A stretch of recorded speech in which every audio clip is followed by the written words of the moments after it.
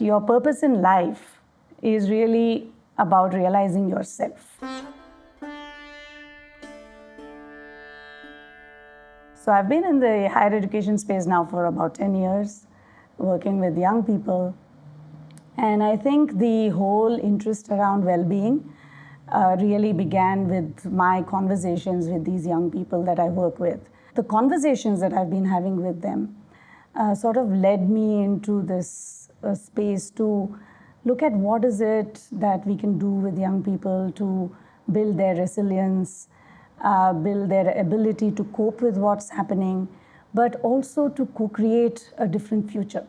See, the place where I really began the work with young people and the whole well-being dimension of bringing it into the curriculum was at ISDM. This is the Indian School of Development Management, of which I am a co-founder.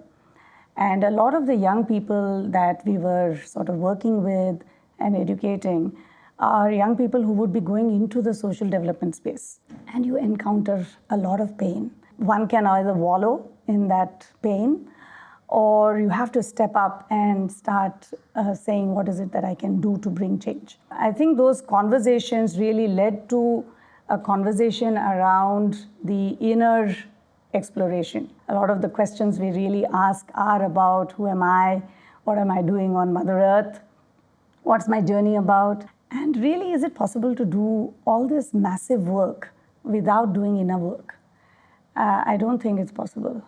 How do you bring harmony between yourself and the world around you and the cosmos? There are 2-3 very, very foundational sort of ideas within the Indian knowledge systems. One of them is you are nature. I think somewhere along the way we have lost that sense of being part of nature. The second is the idea of what are called the Purusharthas. It's Artha, Kama, Dharma, and Moksha. And this is basically that your purpose in life is really about realizing yourself. The Artha, the economic or the material part, and Kama, the desires that you have. As a human being, you have desires. These have to be within the limits of Dharma, which is really what are the sort of laws of the cosmos. The minute this balance is lost, you lose that sense of harmony. And I think a lot of us are searching for that. And right now, Mother Earth has been telling us for a long time. In the Vedic traditions, we have something called the Prithvi Sukta, in which we are talking about Mother Earth. We are talking about actually her as a goddess, as a living goddess. The earth is not a thing, it's a living system. So we have transgressed Artha and Kama without any limits. And so Mother Earth has been telling us for some time now. We are living in what has been called the VUCA world, right? It's volatile, it's ambiguous. And actually that's the process by which we create new knowledge that is required for us to move forward, challenging us to evolve into something at a higher level of, or transcend into a higher plane. The paradigm shift that we have been called upon is not to start looking at how do you move from the material, right, of small parts into a whole, but to imagine the whole and see the parts as, integrated within the whole. And that paradigm shift needs us to collaborate and co-create, which means that we have to look at how do we build networks, how are we creating communities of learning, how are we creating communities of practice. I have studied in a very colonized education system. It taught me to compete. It taught me that I have to get ahead irrespective of what's going on with people around me.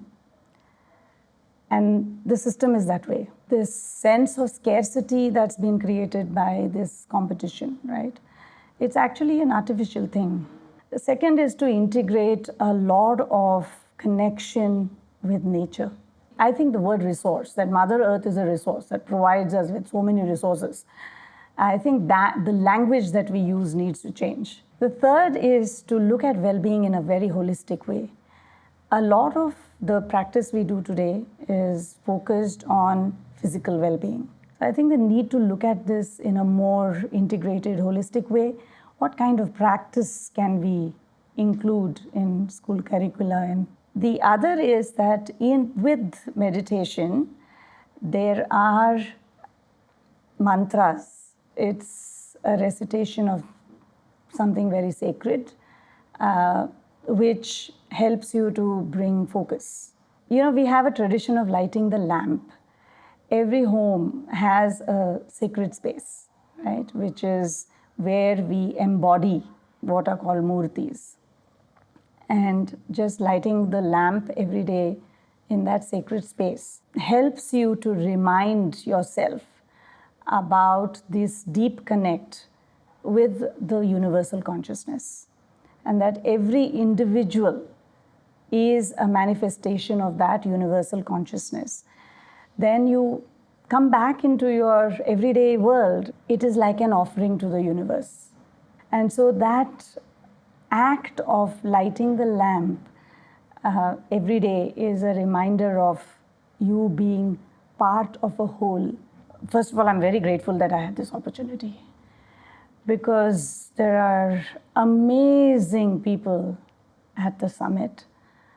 And I think just being able to make those connects, creating those spaces for conversation, and I think the potential to build a network, to share knowledge, to do research together, to be able to move forward or catapult the change. So restoration and regeneration and well-being are very, very closely connected with each other.